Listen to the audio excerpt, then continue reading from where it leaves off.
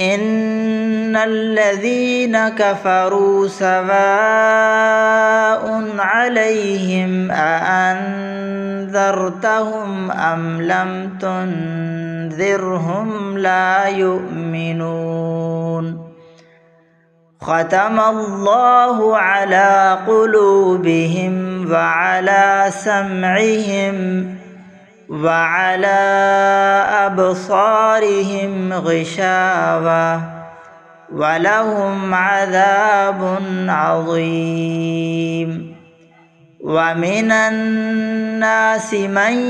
يقول آمنا بالله وباليوم الآخر وما هم بمؤمنين يخادعون الله والذين آمنوا وما يخدعون إلا أنفسهم وما يشعرون